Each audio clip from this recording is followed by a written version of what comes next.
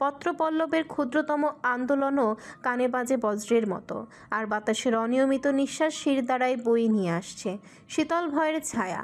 এই নৈশব্দে সময় শিকলবন্দি, প্রতিটি মুহূর্ত স্থবির, প্রতিটি ছায়া অনিবর্জনীয় আতঙ্কের পূর্বাভাস হয়ে দণ্ডায়মান হয়ে আছে। অ্যানি বিছানার এক কোণে গুটিসুটি মেরে বসে আছে। প্রতিদিন রাত এখন তার কাছে অভিশপ্ত রাত মনে হয়। বারবার মনে হচ্ছে এখনই নিক এসে তার দেহকে ছিন্ন বিচ্ছিন্ন করে কলঙ্কিত করে দেবে। সে কলঙ্ক লাগাতে চায় না। পুরুষ যদি ভালো হয় তাহলে ভালোবেসে হাজারো কলঙ্ক লাগানো যায়, কিন্তু এই লোক সাইকো জানোয়ার। প্রচণ্ড ভয়ে গলা শুকিয়ে আসে প্রতিটা সময়। আর কতদিন এইভাবে ভয়ে ভয়ে থাকবে? একদিন তো ঠিক শয্যাসঙ্গী হতে হবে, তার আগেই এখান থেকে পালাতে হবে। অনেক দূর চলে যেতে হবে, ঠিক ততটা দূর যেখানে নরপশুর ক্ষমতা আর টাকা দিয়েও আমাকে খুঁজে পাবে না। চারিপাশে কালো দেয়ালগুলো কেমন অন্ধকার হয়ে আছে। রাতটা যেন নিজের অদৃশ্য অথচ ভয়ার্ত আঙ্গুলে সমগ্র সৃষ্টিকে আবদ্ধ করে রেখে গোপনে কোনো ভয়াল রহস্যের জন্ম দিচ্ছে।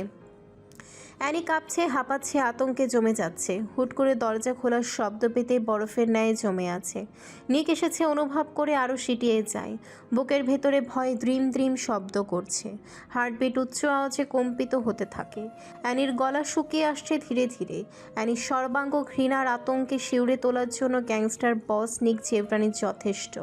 নিক গায়ের কোটটা খুলে ডিভানে ছুঁড়ে মারে।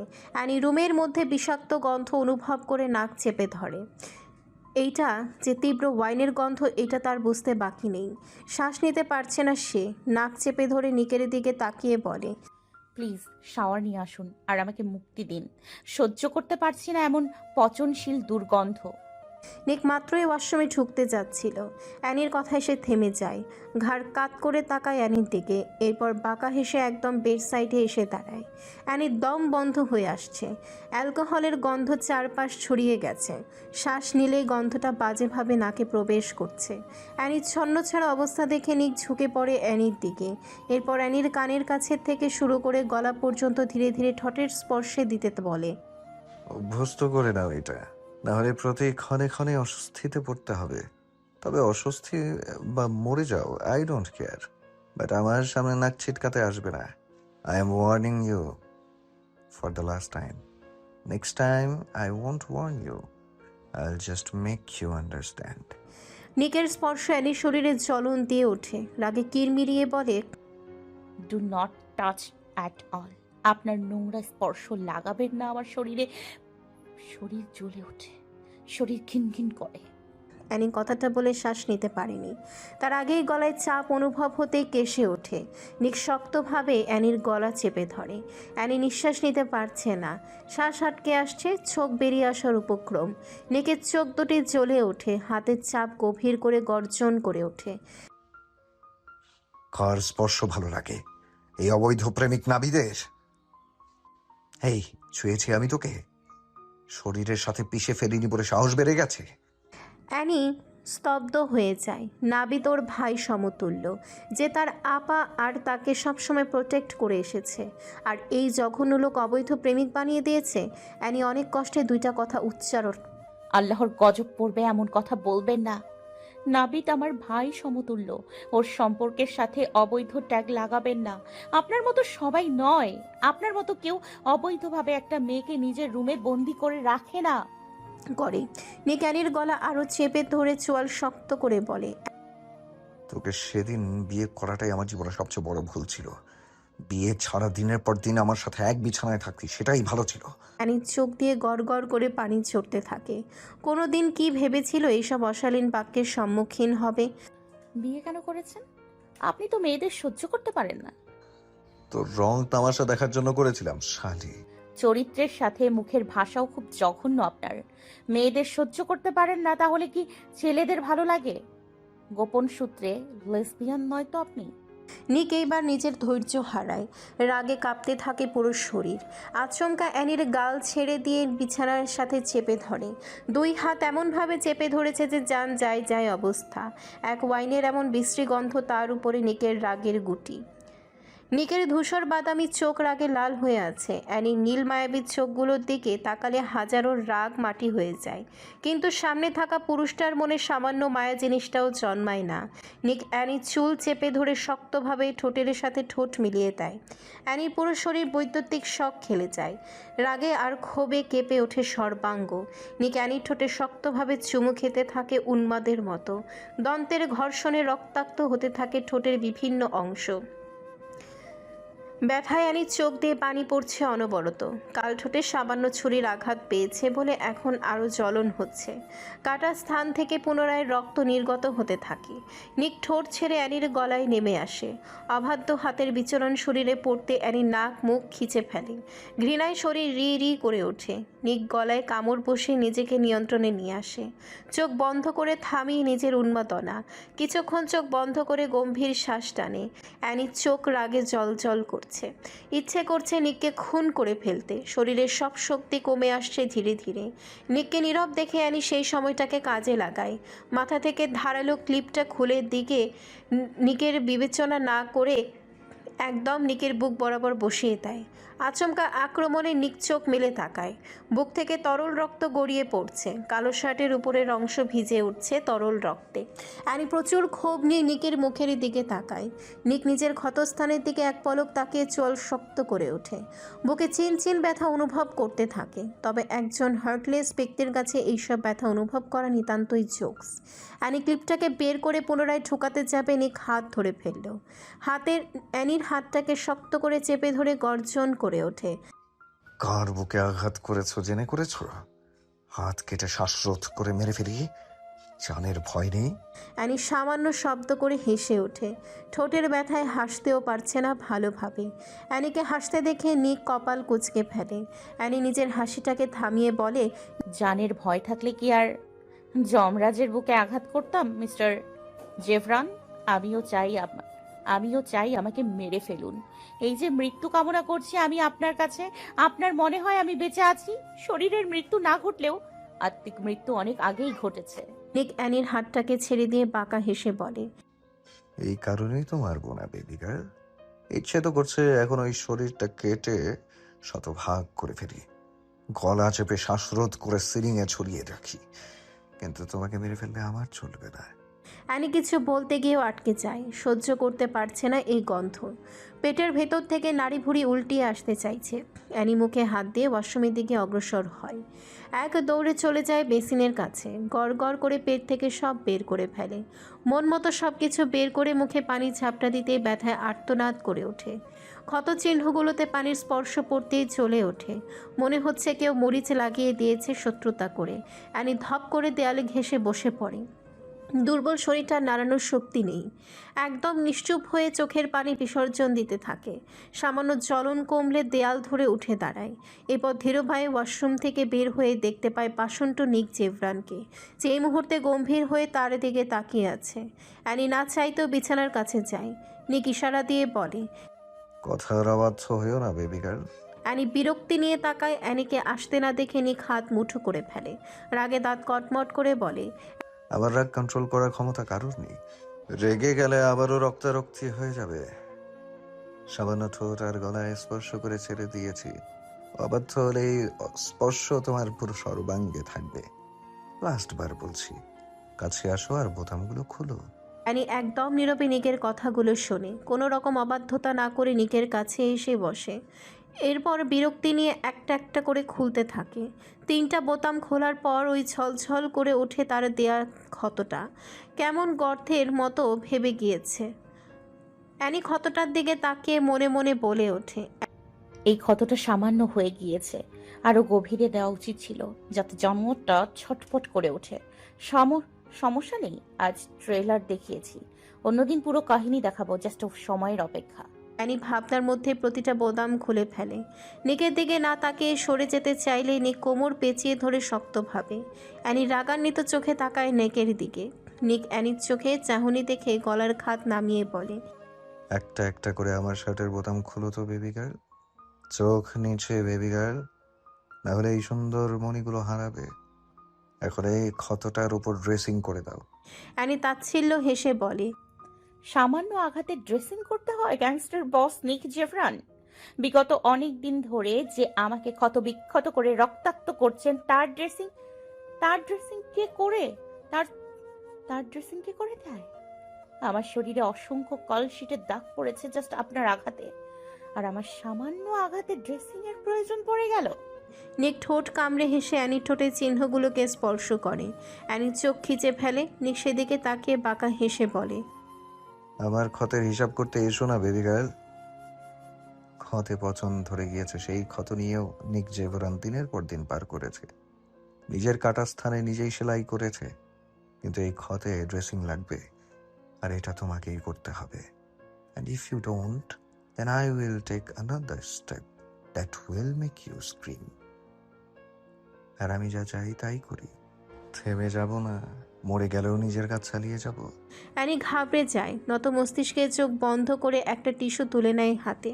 ক্ষতটার উপর থেকে রক্ত পরিষ্কার করে। ক্ষতের উপর থেকে এখনও উষ্ণ রক্ত ঝিরঝির করছে। প্রথমে ক্ষতের চারিপাশ নরমভাবে পরিষ্কার করে নেয়। সামান্য মেডিসিন লাগিয়ে দিয়ে তাচ্ছিল্য হেসে বলে, কি আশ্চর্য তাই না? আমি ক্ষতি করেছি, আবার আমি মেডিসিন লাগিয়ে দিচ্ছি, অথচ আমার ক্ষতে মেডিসিন লাগিয়ে দেওয়ার কেউ নেই। কারণ আমি রক্ষিতা। রক্ষিতাদের আঘাত করতে শোভা পায়, যত্নে নয়। নিক ঠোঁট কামড়ে ধরে নিজের চোখ বন্ধ করে ফেলে। তার কি রাগ হচ্ছে? বুকের ভেতরে অস্থির কেন হয়ে উঠছে? শ্বাস বন্ধ হয়ে আসছে ধীরে ধীরে। মনে হচ্ছে কেউ কলিজায় আঘাত করছে। তার এমন তীব্র দহন কেন হচ্ছে হুট করে? নিক নিজেকে সামলাতে না পেরে অ্যানিকে ধাক্কা দিয়ে সরিয়ে দেয়। এরপর এক পলক না তাকিয়ে দ্রুত ব্যালকনিতে চলে যায়। অ্যানি কপাল কুঁচকে তাকিয়ে থাকে সেদিকে। বিরতিহীন নিঃশ্বাস ছেড়ে চোখের পানি মুছে বিছানায় গা এলিয়ে দেয়। ক্লান্ত শরীরটা মুহূর্তেই নেতিয়ে পড়ে। প্রভাতের প্রথম রশ্মি আকাশের প্রান্তরেখা ভেদ করে পৃথিবীর বুকে এক অদ্ভুত প্রশান্তি বর্ষণ করে। রাতের অন্ধকারের সমস্ত ক্লান্তি ও নৈঃশব্দকে বিদীর্ণ করে উদীয়মান সূর্য যেন নতুন প্রাণশক্তির দিগন্ত উন্মোচন করে দেয়। প্রকৃতির প্রতিটি কণা আলোকিত হয়ে ওঠে সোনালি আভায়, যেখানে শিশির বিন্দুগুলো মুক্তার মতো ঝলমল করে ঘাসের ডগায় দীপ্তি ছড়ায়। অ্যানি পিটপিট করে চোখ মেলে তাকায়। পাশে নিককে দেখতে না পেয়ে কপাল কুঁচকে ফেলে। রাতে নিক ব্যালকনি থেকে আর রুমে ফেরেনি। অ্যানি অনেকক্ষণ সজাগ ছিল। এরপর ধীরে ধীরে সেও ঘুমের দেশে তলিয়ে যায়। পাশে বিছানার চাদর ঠিক আগের মতোই পড়ে আছে। তাহলে উনি নিশ্চয়ই আর ঘুমাতে আসেনি। পুরো রুমের চোখ বুলিয়ে তল্লাশি করে। নিককে খুঁজে না পেয়ে শান্তির নিঃশ্বাস ফেলে। যাক, সকালে এই পবিত্র সময়ে জালিমটার মুখ দেখতে হলো না। অ্যানি বিছানা থেকে নামার জন্য এক পায়ের সাহায্যে উঠে দাঁড়ায়। পুড়ে যাওয়া স্থানটা আগের তুলনায় অনেকটা শুকিয়েছে। শরীরের ক্ষতগুলো শুকালেও কালচে দাগ পড়ে যাচ্ছে। অ্যানি ঠোঁট চেপে দেয়ালে হাত রেখে ধীরে ধীরে এগিয়ে যায়। এমন সময় দরজা খুলে চিত্রা মাসি ভেতরে প্রবেশ করে। অ্যানির ঠোঁট সামান্য ফুলে আছে, এটা সে বারবার অনুভব করছে। আর কেন ফুলে আছে সেটা তার অজানা নয়। চিত্রাকে দেখে লজ্জায় পড়ে যায়। গলায় ঝুলিয়ে রাখা ওড়নাটা দিয়ে মুখে অর্ধেক ঢেকে ফেলে। চিত্রা অ্যানির বাহু চেপে ধরে ওয়াশরুমের দিকে নিয়ে যেতে যেতে বলে, স্যার বেশি আঘাত করেছে? আমার জন্য এসব সয়ে গিয়েছে, তাই বেশি কি না জানাইনি। অ্যানি কিছুক্ষণের মধ্যে ফ্রেশ হয়ে চিত্রার সাহায্যে বিছানায় এসে বসে। চিত্রা খাবার পরিবেশন করে বলে, তাই বেশি কি না জানানি। খাবো না মাসি, খাবারগুলো নিয়ে চলে যান। খাবার না খেলে দুর্বল হয়ে পড়বি। আমি এমনিতেও প্রচুর দুর্বল। এই দেখুন, হাঁটার জন্য অন্যের সাহায্য নিতে হয়। জেদ করে না মা, তুমি খাবার না খেলে মিক্সার রেগে যাবেই। অ্যানি তাচ্ছিল্য হেসে বলে, ওনার ক্ষমতা শুধু আমাকে আঘাত করা পর্যন্তই। কি করবে? বেশি হলে আগুনের জ্বলন্ত আংরা দিয়ে হাঁটতে বলবে, আর না হলে ভাঙা কাচের টুকরো শরীরে গেঁথে দেবে। যদি বেশি হয় তাহলে বিকৃতভাবে খুন করে ফেলবে। আর কি করবে মাসি? আর তো কিছু করতে পারবে না।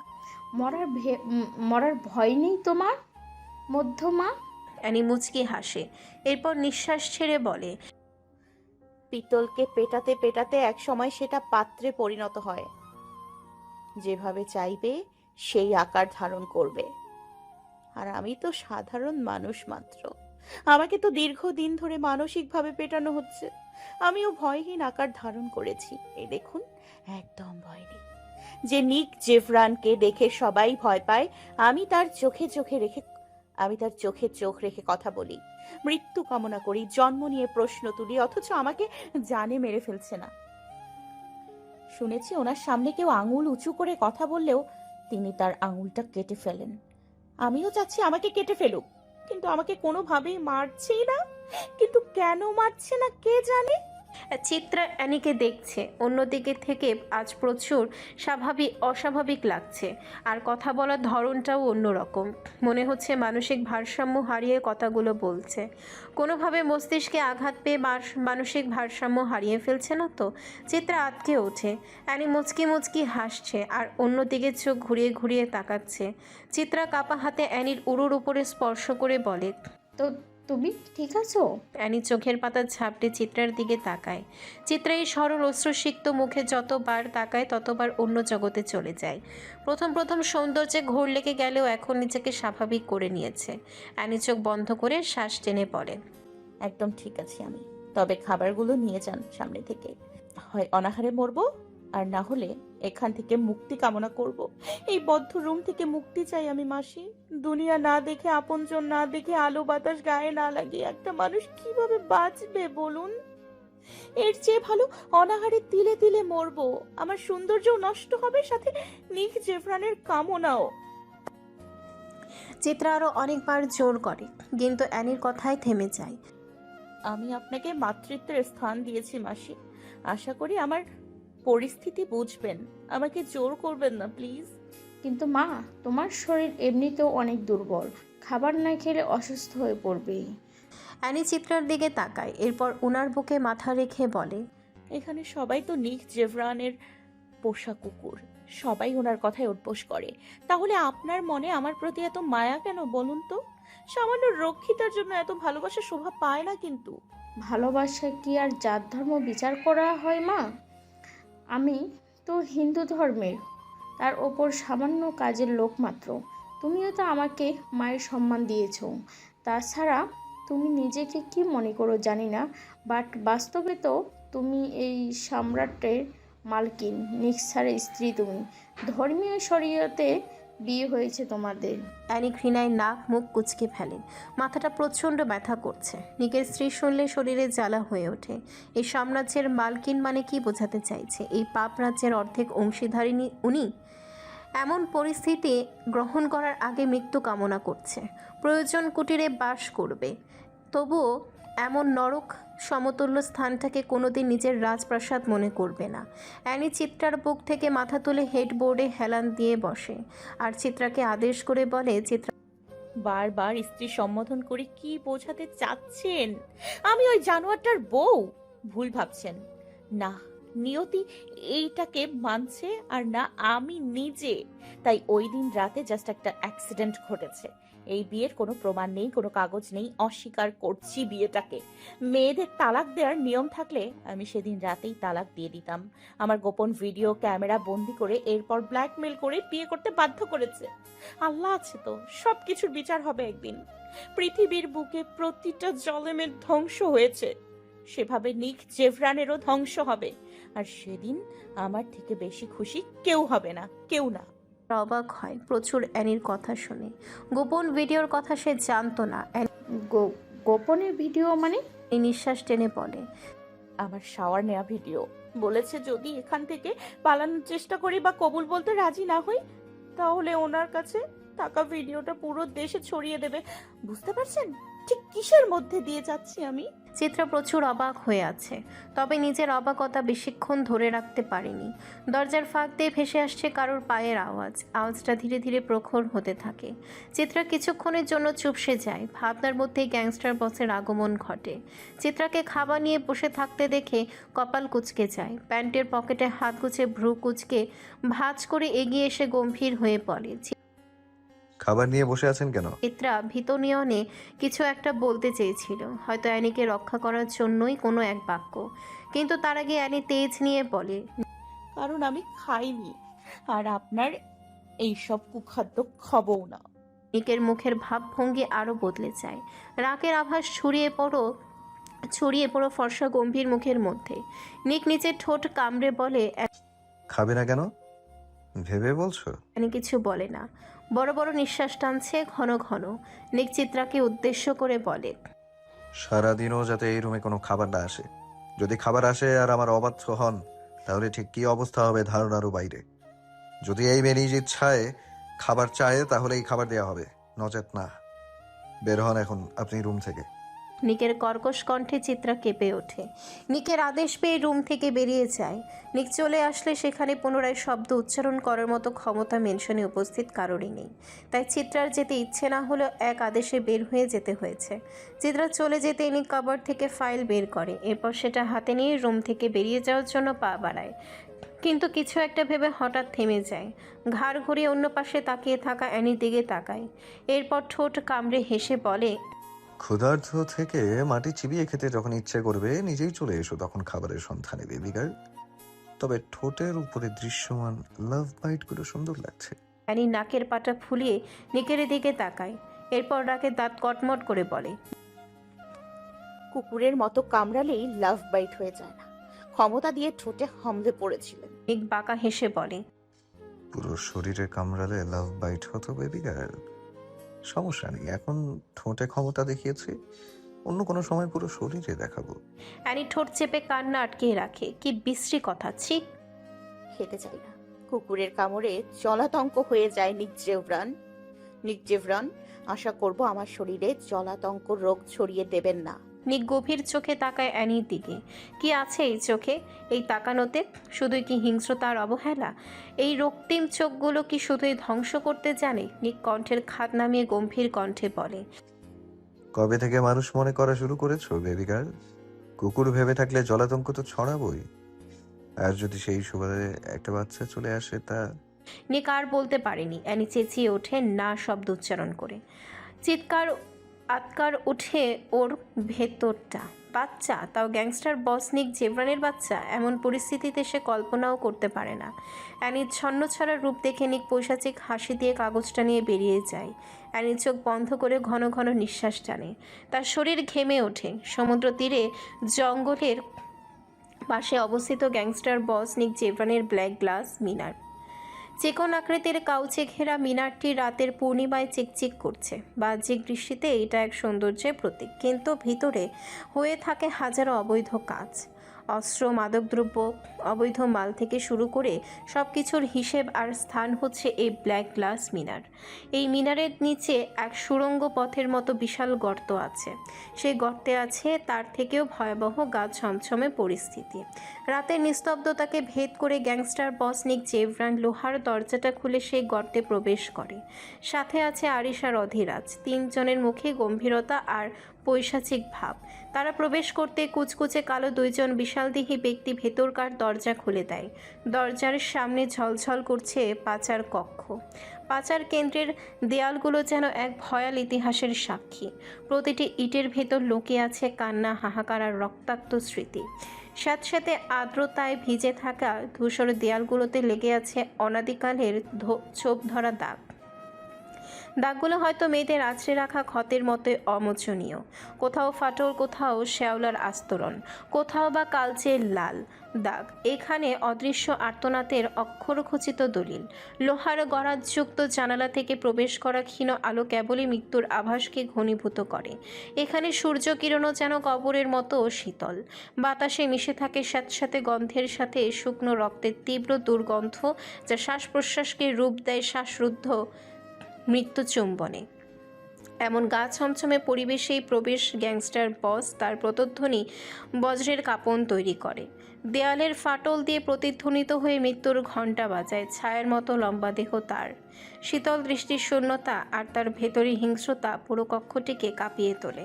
দরজা খোলার শব্দে লোহার কপার চিচি করে ওঠে, আর এই মুহূর্তে সমস্ত আর্তনাদ স্তব্ধ হয়ে যায়। সবার ঘন ঘন ভীত নিঃশ্বাসের প্রতিধ্বনি গঞ্চারিত হতে থাকে। দেয়ালগুলো পর্যন্ত কেঁপে ওঠে গ্যাংস্টার বসের আগমনে। লোহার শিকলগুলো নড়ে চড়ে ওঠে। আলো হঠাৎ আরও নিস্তেজ হয়ে যায়। বন্দি মেয়েদের স্থির দৃষ্টি আতঙ্কে জমাট বাঁধে ওঠে। কেউ কাঁপতে কাঁপতে নিস্তব্ধ হয়ে হয়ে যায়। কেউ ঠোঁট চেপে রুদ্ধ কান্না আটকিয়ে রাখে, কিন্তু আজ কোনো নড়াচড়া নেই। সবাই নিস্তেজ হয়ে পড়ে আছে। গ্যাংস্টার বস প্রতিবারের মতো বিনা বাক্যে ভেতরে প্রবেশ করে। ভেতরে অবস্থিত প্রতিটা মেয়ে জ্ঞান হারিয়ে স্তব্ধ হয়ে পড়ে আছে। সে প্রতি বছরে একবারই পাচার কেন্দ্রে পা রাখে, আর তখন সব মেয়েরা জ্ঞান হারিয়ে পড়ে থাকে মেঝেতে। পাচার কেন্দ্রের কোনো মেয়ে তাকে সজ্ঞানে দেখেনি। নিক সেদিকে তাকিয়ে একটা বাঁকা হাসি দেয়। আরিশ কালো দেহ রক্ষীদের দিকে তাকিয়ে কপাল কুঁচকে বলে, ড্রাগস কখন দেওয়া হয়েছিল? গুড, তাহলে টেনশন নেই। জ্ঞান ফিরবে না এখন এত সহজে। যত দ্রুত সম্ভব জেটের কাছে নিয়ে যাও। নিক সবার দিকে এক পলক তাকিয়ে ভিন্ন দেশে কয়েকটা শব্দ ব্যবহার করে। এরপর আরিশের কাছে একটা কাগজের মতন ফাইল দিয়ে বলে, সব কিছুর হিসেব এখানে, সাথে 32 কোটি টাকার হিসেবও। আরিশ গম্ভীরভাবে মাথা নাড়ায়। নিক বিনা বাক্যে বদ্ধ রুমটা থেকে বেরিয়ে যায়। সাথে আরিশও চলে যায় সব কিছু বুঝিয়ে দিয়ে। অধীরাজ সব মেয়েদের গণনা করে। দেহরক্ষীরা প্রতিটা মেয়েকে বাহিরে বের করতে থাকে। প্রাইভেট জেটের কেবিনে পা রাখে তারা। আকাশপথে চলমান ধবধবে সাদা বিমানের বাইরে চাকচিক্যের আড়ালে লুকিয়ে আছে হাহাকারের ভয়াল মহাফেজ খানা। ঝলমলে নীল আলোয় ভেসে ওঠা বিলাসী আসনগুলোতে বসানো হয় নিস্তেজ আর জ্ঞানহীন কয়েকটি মেয়েকে। সবার চোখ বন্ধ, ঠোঁট নিস্তরঙ্গ হয়ে আছে। শরীর কেবলমাত্র বাতাসে ঝুলে থাকা শূন্যতার মতো ভারহীন। তাদের প্রতিটি দেহ মনে হচ্ছে নিছক বস্তু, এক একটি নিষ্প্রাণ পুতুল, যাদের টেনে হিচড়ে নিয়ে আসছে গ্যাংয়ের হিংস্র হাত। গ্যাংস্টার বস নিক জেভরান দাঁড়িয়ে আছে মিনারের এক প্রান্তে। ঠোঁটের কোণে ঠান্ডা হাসি লেগে আছে। ফোনের মাধ্যমে প্রতিটি আদেশ সে ছুড়ে দেয় বজ্রপাতের মতো, আর তার গ্যাংরা তা পালন করে পশুত্বের উল্লাসে। প্রতিটা মেয়েকে বিনা আঁচড়ে বিনা আঘাতে জেটে তোলা হয়, একটা আঁচড়ও যাতে না লাগে। সেটা গ্যাংস্টার বস নিক জেভরানের আদেশ, আর সেই আদেশ পালন করতে ব্ল্যাক ভাইপার গ্যাংয়ের প্রতিটা সদস্য বাধ্য। জেটের মধ্যে আরিশও উপস্থিত। জেট ছেড়ে দেওয়া হয় স্পেনের উদ্দেশ্যে। হঠাৎ একটা মেয়ে নড়ে ওঠে। একজন দেহরক্ষী আরিশের দিকে তাকিয়ে বলে। আরিশ রাগে দাঁতে দাঁত চেপে বলে, ভালোভাবে ড্রাগস দিসনি? দেহরক্ষী মাথা নিচু করে অপরাধী সুরে বলে, এরোপ্লেনের লোকজন কি তোর আম্মা লাগে, মাদার চোদের বাচ্চা? মাফিয়া সাম্রাজ্যের দেহরক্ষী হয়ে কোন জ্ঞানে বললি যে পাচার করার জন্য মেয়েদের এইসবে করে নিয়ে যাব? এই তো ওদের ট্রেনিং দেওয়া হয়। পুনরায় ড্রাগস পুশ করে দে।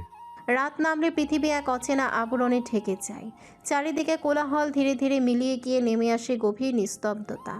আকাশ জুড়ে ছড়িয়ে থাকে অগণিত তারা। মাঝে মাঝে ম্লান চাঁদের আলো ছড়িয়ে পড়ে নিস্তব্ধ ভূমির ওপর। বাতাসে ভেসে বেড়ায় এক ধরনের শীতলতা। এই শীতলতা মনকে একই সাথে শান্ত আর রহস্যময় করে তোলে। রাত 2টার কাছাকাছি অ্যানি এক পাশ থেকে বারবার অন্য পাশে যাচ্ছে। ক্ষুধার্ত থাকার কারণে কিছুতেই ঘুম আসছে না।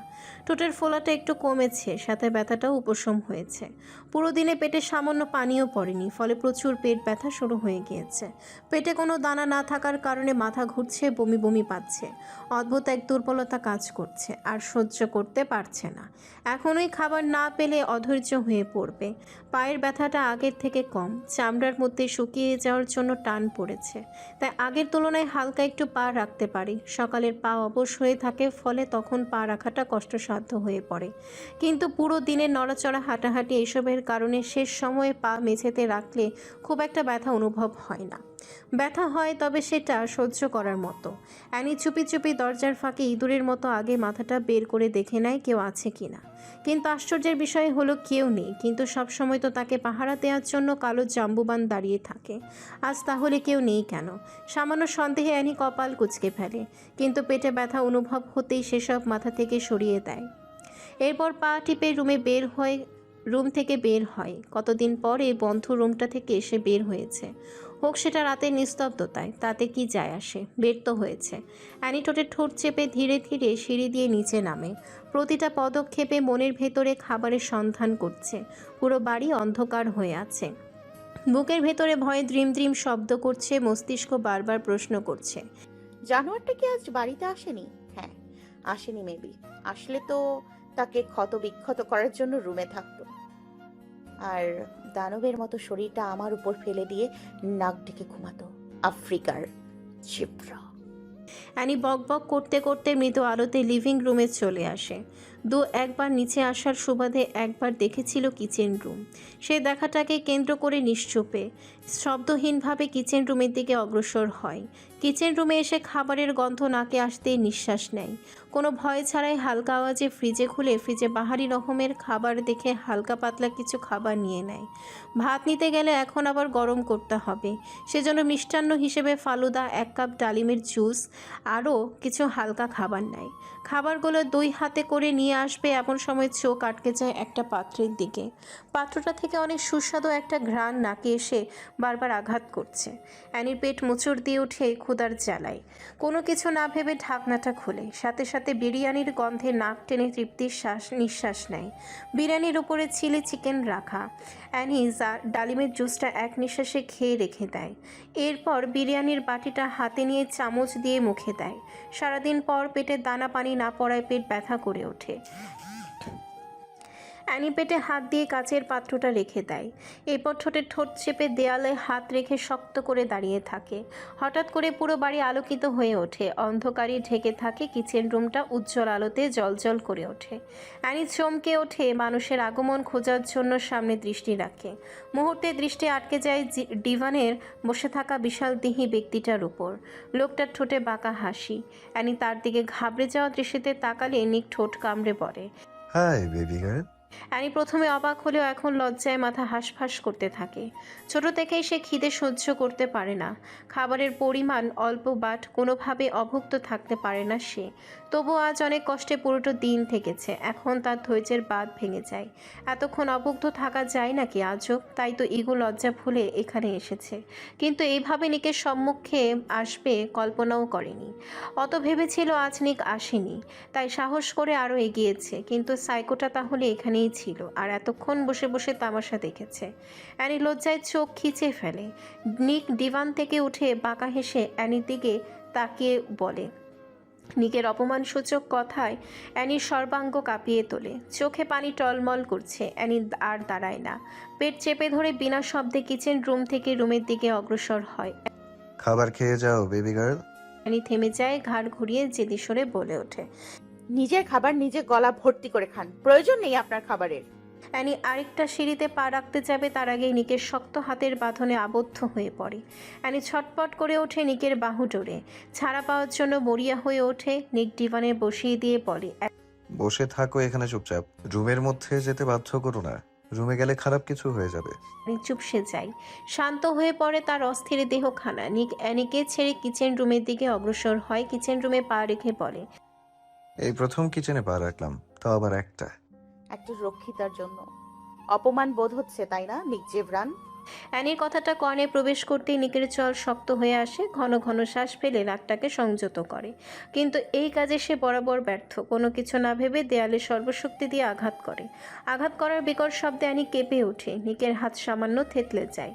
কিছুক্ষণ গম্ভীর হয়ে থেকে বিরিয়ানির কাচের পাত্রটা এক হাতে তুলে নেয়, আর অন্য হাতে নেয় ফালুদার পাত্র। এইসব খাবারের দিকে তাকিয়ে নিকের কপাল কুঁচকে আসে। নিক ডিভানের কাছে এসে টেবিলের উপরে পাত্রগুলো রেখে দেয়। এরপর আদেশ সুরে বলে, দ্রুত শেষ করো বেবি গার্ল। কি বলেছি আমি শুনতে পাওনি? রুমে যেতে বাধ্য করো না, অনেক খারাপ কিছু ঘটে যেতে পারে।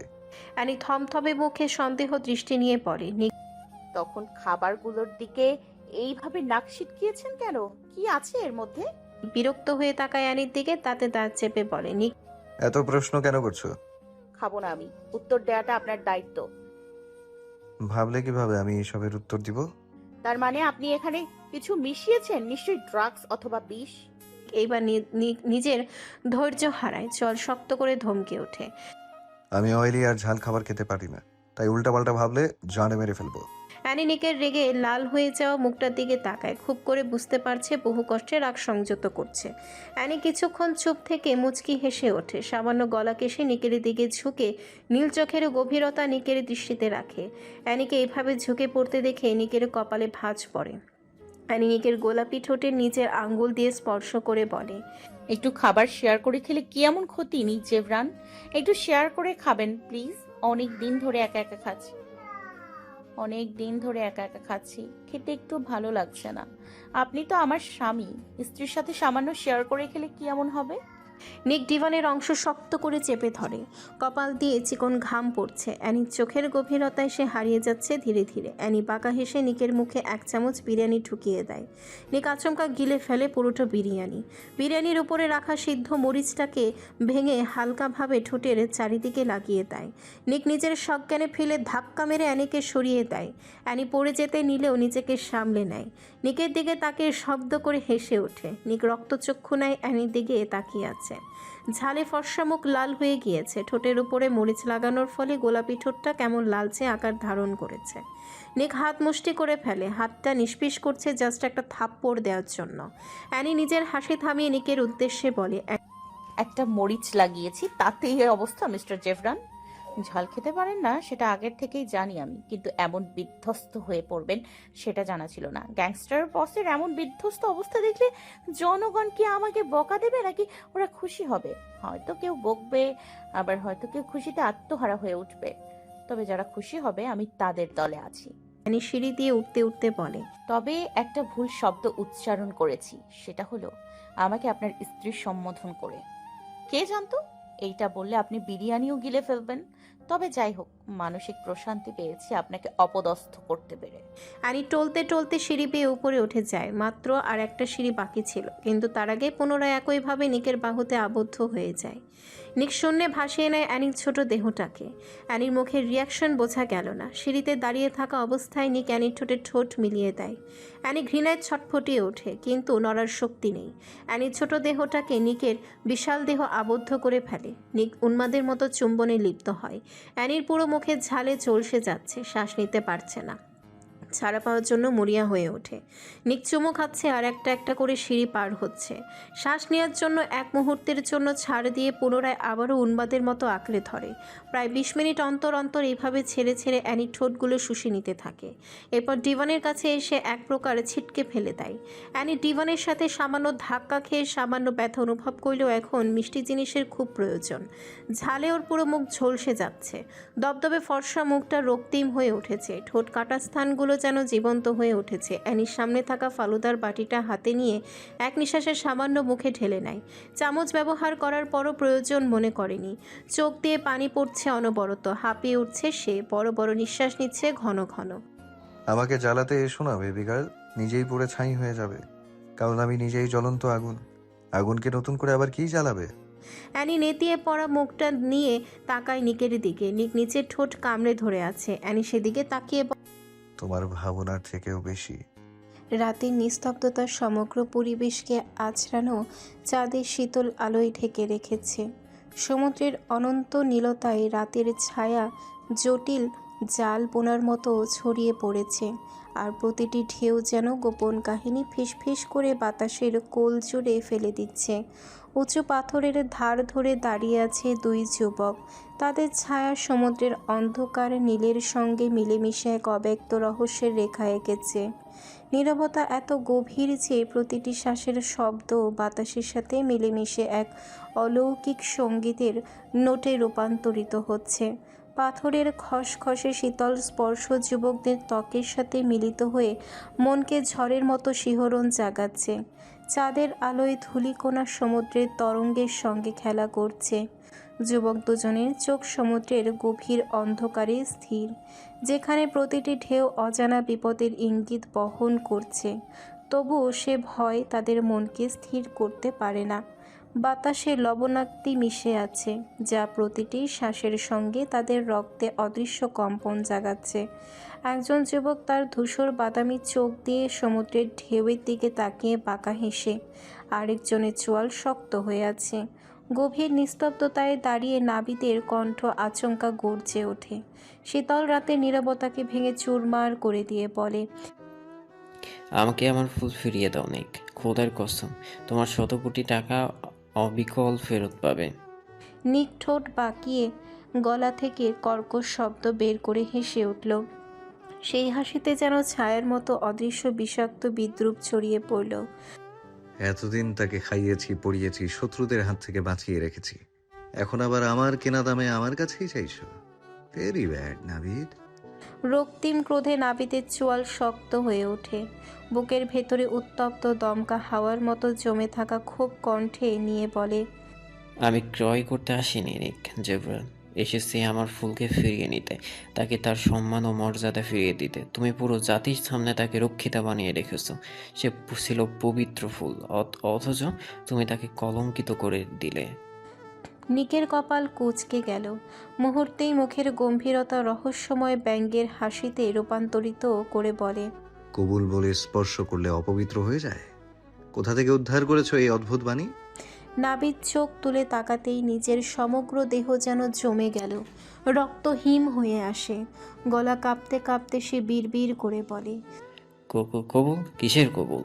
নিক ঠান্ডা তাচ্ছিলে নাক ছিটকে বলে, উত্তর দিতে বাধ্য নই নাবিদ, তবে মনে রেখো তাকে ছোঁয়ার পূর্ণ অধিকার আমার।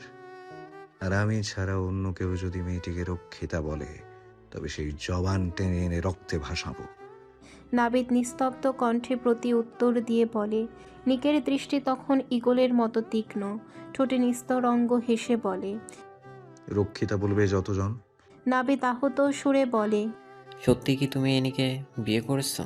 নিক ঠান্ডা গলায় গ্রীবাদেশ নাড়িয়ে বলে। সেই মুহূর্তে নাবিদের অন্তর জগৎ দুলে ওঠে, চোখ ভরে উঠল অশ্রু জলে, অথচ কান্না গোপন করতে চাইল। ফেটে পড়া কণ্ঠের নিঃশ্বাসের সঙ্গে ভাঙা শব্দ বেরিয়ে আসে। আমাকে ভালোবাসে এইভাবে, আমার ভালোবাসাকে এইভাবে ছিনিয়ে নিল কেন? আমি কি অপরাধ করেছিলাম? নিক তাচ্ছিল্যের হাসি হেসে ফিসফিস করে বলে। নাবিদের চোখ রক্তিম হয়ে ওঠে, হঠাৎ বজ্র গর্জনের মতো চিৎকার করে বলে। এনিকে তুমি কি করেছো নিক? এক নিক নিষ্ঠুর ঠান্ডা হাসিতে উত্তর দেয়। বাসর হয়েছে, ছোঁয়াছুঁয়ি হয়েছে, আরো গভীর আলিঙ্গনও হয়েছে, কিন্তু সেসব তোমাকে বলার প্রয়োজন নেই। আর পরের বার যদি আমার পাখি শব্দটা তোমার মুখে শুনি, তবে গলায় ছুরি চালিয়ে শ্বাস নালি টেনে বের করে আনবো। আসলে আমার পাখি শব্দটা এখন সহ্য হয় না, অথচ আশ্চর্য, আঘাত করতে গেলে হাত থেমে যায়। সমুদ্রের ঢেউ তটভূমি ভাঙতে ভাঙতে গর্জন করছিল। সে গর্জন যেন নাবিদের অন্তরের আর্তনাদ। তার কলিজা ছিঁড়ে যাচ্ছে। যে ফুলকে শৈশব থেকে পাওয়ার স্বপ্ন দেখেছে, সে আজ অন্যের দখলে। তবু নিজের দুর্দশার মধ্যেও সে একটা কথাই ভাবছে, অ্যানি নিককে ঘৃণা করে, তাকে নয়, সম্মানের চোখে দেখে। তাই সামান্য বিয়ে ভেঙে যাওয়া নিয়ে থেমে থাকা যাবে না। নিজেকে শক্ত করে নিয়ে ঠোঁটে বিদ্রুপের হাসি টেনে নিল নাবিদ। যেদিন তুমি এনিকে রক্ষিতা বানালে, ভেবেছিলাম তোমার অপবিত্র ছোঁয়ায় আমার ফুলটা কলঙ্কিত হয়ে গেছে, অথচ সেই কলঙ্কিতকেই গ্রহণ করার জন্য আমি ইরান থেকে আফ্রিকা পর্যন্ত ছুটে এসেছি। সে হাল ছোঁয়া এখন তো সে হালাল ছোঁয়া পেয়েছে। কবুল বললে স্ত্রী হয়ে যায় না নিক। ভালোবাসার সম্মানের প্রয়োজন হয়, দুজনকে মনের মিল দরকার। নিক শীতল দৃষ্টিতে বলে। শান্তি খুঁজে পাই। কে বললো স্ত্রী? আমি তো তাকে স্ত্রী হিসেবে স্বীকার করিনি। We are just married, but I haven't accepted her as my wife. নিকের বাক্যে নাবিদ রাগে ফুঁসে ওঠে, দাঁত কিরমিরিয়ে ক্রুদ্ধ স্বরে গর্জে বলে। তুমি একেবারে সাইকো, যখন স্ত্রী মানো না তখন বিয়ে করলে কেন? নিক ঈগলের মতো চোখ সরু করে ঠান্ডা গলায় বলে। আবারও প্রশ্ন? আচ্ছা নাবিদ, যদি তোমাকে মেরে এই সমুদ্রে ভাসিয়ে দেই, কেউ কি তা দেখবে? অথবা কেউ কি কাঁদবে তোমার জন্য? নাবিদ বিস্মিত ক্রোধে বলে। নিকের ঠোঁট বাঁকা হয়ে রহস্যময় হাসি ফুটে ওঠে। সীমা অতিক্রম করলে হুমকি বাস্তব হয়ে যাবে। অকারণে হাত রক্তাক্ত করতে চাই না। তারপর সে বিশাল পদক্ষেপে গাড়ির দিকে এগিয়ে যায়। পেছনে ভাঙাচোরা নীরবতা আর সমুদ্রের উন্মত্ত গর্জন রেখে যায়। আর নাবিদ তাকিয়ে আছে নিকেটে যাওয়ার দিকে, চোখে ক্রোধ, মনে অগ্নি, তবুও হৃদয়ের গভীরে অ্যানির জন্য এক অদম্য ভালোবাসা। নিক বড় বড় পা ফেলে নিজের গাড়ির কাছে যায়। নাবিদ সেদিকে তাকিয়ে নিঃশ্বাস নিয়ে বলে। একটা কথা মনে রেখো নিক জেব্রান, এনি আমাকে অসম্ভব ভালোবাসে, আর আমি এনিকে। আল্লাহর যদি সহায় থাকে তাহলে হাজার পুরুষের মধ্য থেকেও আমি তাকে ফিরিয়ে আনবো। এরপর আমার স্পর্শে তাকে আবারও গড়ে তুলব। পরবর্তী খেলার অপেক্ষায় থেকো নিক জেব্রান। যাকে আটকে রাখার জন্য তুমি লড়বে, সে ব্যক্তি আমাকে অসম্ভব ভালোবাসে। নাবিদের কথায় নিক চোখ বন্ধ করে ফেলে, দাঁত কটমট করতে থাকে। গাড়ির সিটে আঘাত করে বড় বড় শ্বাস টানে। একটা কথায় ঘুরপাক খাচ্ছে মস্তিষ্কে। হে নিয়ে আমাকে অসম্ভব ভালোবাসে। রাত প্রায় 12টার কাছাকাছি। আফ্রিকার এক জমকালো বারে একের পর এক হুইস্কির বোতল শেষ করে যাচ্ছে নাপিত। পাশে হাজারো নগ্ন মেয়ের আনাগোনা, কিন্তু তার দৃষ্টি সেদিকে নেই। সে তো একটা মেয়েকেই চেয়েছিল, কিন্তু তাকেও অন্যজন নিয়ে নিল। কিন্তু এইটাকে তো নেয়া বলা হয় না, এক প্রকার ছিনিয়ে জোর করে রেখে দিয়েছে। নাপিত ওয়াইনের বোতলটা খুলে ঢকঢক করে গিলে ফেলে। পুরুষ কাঁদতে পারে না, কাঁদলে ইতিহাস ভঙ্গ হয়ে যাবে। তাই হয়তো নাবিদ পুরো দেশ কাঁপিয়ে কাঁদতে পারছে না, না হলে এক পাগল প্রেমিকের কান্না হয়তো সবাই দেখত। চোখ দুটি লাল হয়ে পড়ে, ইন করা শার্টটা অগোছালো হয়ে পড়ে আছে, চুলগুলোর এক বিদ্রূপ অবস্থা। নাবিদ এক বোতল ওয়াইন নিয়ে টলতে টলতে নিজের গাড়ির কাছে চলে যায়। অস্থিরতায় মাথা ফেটে যাচ্ছে। গাড়ির কাছে গিয়ে পড়ে যেতে নিলে আবার গাড়িকেই শক্তভাবে চেপে ধরে। মুখ থেকে বেরিয়ে আসে কিছু বিশ্রী শব্দ। কোনো রকম গাড়ির ডোর খুলে গাড়ি স্টার্ট দেয়।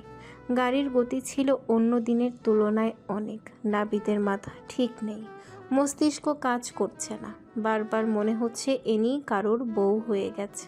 তার ভালোবাসা, তার ভুলটা এখন আর তার নেই। কষ্টে বুকটা ছিঁড়ে যাচ্ছে। নাবিদ গাড়ির গতি আরও বাড়িয়ে দেয়। রাতের অন্ধকারে নির্জন রাস্তা দিয়ে শাসা করে গাড়িটা এগিয়ে যাচ্ছে। নাবিদ ঝাপসা চোখের সামনে কোনো কালো অবয়বকে দেখে কপাল কুঁচকে ফেলে। কেউ হাত বাড়িয়ে কিছু একটা চাইছে, কিন্তু সে ভালোভাবে দেখতে পারছে না ঝাপসা চোখে। মনে হচ্ছে কেউ গাড়ির সামনে চলে আসছে। আচমকা যেন নিজের হুঁশ ফিরে আসে। সামনের ব্যক্তিটাকে বাঁচানোর জন্য মরিয়া হয়ে ওঠে, কিন্তু কিছুতেই গাড়ি থামাতে পারছে না। নিজের সর্বোচ্চ শক্তি দিয়ে গাড়িটাকে ঘুরিয়ে একটা খাম্বার সাথে ধাক্কা লাগায়। মুহূর্তে গাড়িটা এক বিকট শব্দ করে ওঠে। সামনে থাকা ছায়াটা মুখে হাত দিয়ে বিকট শব্দে চিৎকার করে ওঠে। মেয়ে হিসেবে চোখের সামনে এমন দৃশ্য দেখে আত্মা শুকিয়ে আসে তার। লিফট নিতে দাঁড়িয়েছিল, কিন্তু কে জানতো এইভাবে অ্যাক্সিডেন্টের সাক্ষী হবে। হাই খোদা, এখন যদি কোনো পুলিশ চলে আসে তাহলে সব দোষ আমার উপর চলে আসবে। বাট আমি তো কিছুই করিনি, সামান্য লিফট চেয়েছিল ভাই। এভাবে আমার সামনে তোর অ্যাক্সিডেন্ট করতে হলো। ঋদ্ধিমা, তোর কি পালিয়ে যাওয়া উচিত নাকি এই ব্যক্তিটাকে সাহায্য করা উচিত? ঋদ্ধিমা হাজারটা ভেবে পালিয়ে যাওয়ার জন্য পা বাড়াতে গিয়েও থেমে যায়। জানা নেই মনের অজান্তে আবার পেছনে ফিরে তাকায়। পুলিশের কেস মাথা থেকে চলে যায়। বুকের ভেতরে সাহায্য করার মনোভাব জেগে ওঠে। নীরব পায়ে এগিয়ে যেতে থাকে। চুলগুলো বাতাসের সাথে উঠছে। এক পাশে দিয়ে রাখা ওড়নাটা পেছন দিকে দিয়ে গড়াগড়ি খাচ্ছে, কিন্তু সেদিকে তার কোনো খেয়াল নেই। নিষ্পলক চোখে গাড়ির কাছে চলে আসে। গাড়ির ভেতরে থাকা আহত ব্যক্তিটাকে দেখে অধৈর্য হয়ে ওঠে। নাবিদের মাথা স্টিয়ারিংয়ের উপরে পড়ে আছে, কপাল ফেটে কেমন রক্ত বের হচ্ছে। ঋদ্ধিমা দ্রুত গাড়ির ডোর খুলে নাবিদের মাথাটা তুলে সিটে হেলান দেয়। নাবিদের কপাল থেকে রক্ত পড়ছে, ওয়াইনের গন্ধ ঋদ্ধিমার নাকে আসতেই চেহারা কুঁচকে ফেলে। নাকে ওড়না চেপে ধরে রাগে গজগজ করতে করতে বলে, শালা মাতালে ছাও, মদ খেয়ে মাতলামো করে গাড়ি চালালে তো অ্যাক্সিডেন্ট ঘটবেই। দেখে তো ভালো বংশের ছেলেই মনে হচ্ছে, তবুও বখাটে মার্কা চলাচল। জানি না কোন বাপের কপাল পড়ছে এ ব্যাটা। ইচ্ছে তো করছে এখানে রেখেই চলে যেতে। নেহাত আমি মহৎ মনের মেয়ে, তাই সাহায্য করছি, না হলে এই মাতালটাকে আমি আরও রক্তাক্ত করে দিয়ে যেতাম। ঋদ্ধিমার আগে ফুসফুস করতে করতে নাবিদের শরীরটা টেনে ফ্রন্ট সিটে বসিয়ে বড় করে শ্বাস নিয়ে বলে, আরে বাবা, এটা মানুষ নাকি হাতি? এত ওজন কেন এ ব্যাটার? জিম করে আর খেয়ে খেয়ে এমন শক্তি বানিয়েছে যে সামান্য সরাতেই আমার দম বন্ধ হয়ে আসছে। আল্লাহ, লোকটার ওজন কমিয়ে দিও, জানা নেই কোন মেয়ের কপাল পুড়বে। ঋদ্ধিমা ড্রাইভিং সিটে বসে গাড়ির স্টিয়ারিং ঘুরিয়ে পেছনে সরিয়ে আনে। এরপর কপাল কুঁচকে বলে, কোথায় নিয়ে যাবো এটাকে? বাড়ি কোন অট্টালিকায় কে জানে? ঋদ্ধিমা নিচের ঠোঁট কামড়ে নাবিদের প্যান্টের দিকে তাকায়। ফোলা ফোলা অংশগুলোর দিকে তাকে কিছু একটা খোঁজার চেষ্টা করে। ডান পাশের পকেটে হাত দিতেও আবার হাত সরিয়ে ফেলে। সামান্য ইতস্তত জাগ্রত হলে পুনরায় বিরত করে বলে, ওনার এই তো সাহায্য করছিল ঋদ্ধি। ওনার এই তো সাহায্য করেছিল ঋদ্ধি। তুই তো আর চুরি করছিস না। পকেট মকেট খুঁজে দেখ, কোনো কার্ড বা ঠিকানা পাস কি না। ঋদ্ধিমা কোনো রকম দ্বিধা ছাড়াই ডান পকেটে হাত রাখে। নরম জিনিস হাতে লাগতেই রুমাল ভেবে হাতও সরিয়ে নিয়ে আসে। এরপর অন্য পকেট খোঁজার জন্য চোখ সরাতেই বেয়াদব দৃষ্টি গিয়ে পড়ে নাবিদের সামনের দিকে। ঋদ্ধিমার সাথে সাথে চোখ বড় বড় হয়ে গেল। সেদিকে কিছুক্ষণ তাকিয়ে থেকে চোখের পাতা ঝাপটে আবদ্ধ চোখ সরিয়ে নেয়। নিজের প্রতি নিজে বিরক্ত হয়ে বলে, সব ফোলা জায়গায় চোখ দিতে হয় না রীতি। কার না কার ভবিষ্যৎ দেখে ফেলেছিস তুই। ছি, চোখ সামলা মাইয়া। চোখগুলো তো চরিত্রহীন হয়ে যাচ্ছে দিন দিন। কোন বেটির ভবিষ্যৎকে তুই চোখ দিয়ে ধর্ষণ করে দিচ্ছিলি? যাই হোক, দ্রুত পবিত্র রূপ ধারণ কর। ভুলেও সেদিকে যাবি না। একা একটা অসহায় ছেলের সম্মান খাইস না রীতি, জানু। ঋদ্ধিমা বিড়বিড় করতে করতে অবশেষে একটা কার্ড খুঁজে পায়। একটা রিসর্টের নাম, তারিখ আর ব্যক্তির নাম দেয়া। ব্যক্তির নাম নাবিদ দারুইশ। ঋদ্ধিমা কিছুক্ষণ পুরো কার্ড নজর রাখে। রিসর্টটা তার পরিচিত, এর পাশেই সে থাকে। পরিচিত ভেবে একটা স্বস্তির নিঃশ্বাস ছাড়ে। এরপর কার্ডটাকে একপাশে রেখে গাড়ি স্টিয়ারিং ঘুরিয়ে গন্তব্যের দিকে এগিয়ে যায়। গাড়ির কাঁচ সামনে ফেটে গেলেও চালানোর অবস্থাতেই আছে। তবুও ঋদ্ধিমা প্রচুর ভয়ে ভয়ে ড্রাইভ করছে। প্রায় আধা ঘন্টা পর রিসর্টের কাছে এসে হতাশ হয়ে দাঁড়ায়। ঋদ্ধিমা গাড়ি থেকে নেমে এদিক সেদিক পায়চারি করছে। নিচের ঠোঁট কামড়ে আবারও গাড়ির ভেতরে উকি দেয়। নাবিদের মোবাইলটা হাতড়ে বের করে। স্ক্রিনে লক লাগানো দেখে বিড়বিড় করে ওঠে, মদ খেয়ে মাতাল হয়ে যেখানে ইচ্ছে সেখানেই পড়ে থাকে। তার ফোনে নাকি আবার লক থাকা প্রয়োজন। শালা, আনলক থাকলে অন্তত কাউকে ফোন দিতে পারতাম। এখন কি করব আমি? সাহায্য করতে গিয়ে এখন আমি নিজেই অন্যের থেকে সাহায্য চাইতে হবে। এত বড় হাতিকে কিভাবে নিয়ে যাব আমি? ঋদ্ধিমা লোকের খোঁজে সামনে এগিয়ে যায়। এরপর দুইটা ব্যক্তির সন্ধান পেলে মুচকি হেসে বলে। লোক দুইটা ঋদ্ধিমার মুচকি হাসি দেখে তারও দাঁত বের করে হাসে। ঋদ্ধিমা এগিয়ে এসে ভ্রু নাড়িয়ে জিজ্ঞাসা করে, আবার ইওয়াল, what are you doing here so late and night? একটা লোক হেসে বলে। লোকের কথায় ঋদ্ধিমা হতমত খেয়ে যায়। চুপসে যায় ওর মুখটা। লোকটা কি বলেছে তার 1 ইঞ্চিও বুঝিনি। তবে এইটা বুঝেছে তারা ফরাসি ভাষায় কথা বলছে। ফ্রান্সের নাগরিক বুঝতে বাকি নেই। ঋদ্ধিমা কপাল কুঁচকে বলে, ইংলিশে কথা বোঝেন না? লোক দুইটা বোকার মতো তাকায় ঋদ্ধিমার দিকে। ঋদ্ধিমা নিজের বাঙালি কথায় নিজেই হতবাক। অন্ধের কাছে আয়না বিক্রি করতে এসেছে ভেবেই হাসি পাচ্ছে তার। লোকগুলো কেমন হাবলার মতো তাকিয়ে আছে।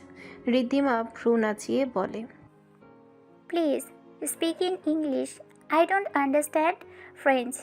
Can you help me? একজন লোক ঋদ্ধিমার কথায় সম্মতি জানিয়ে বলে।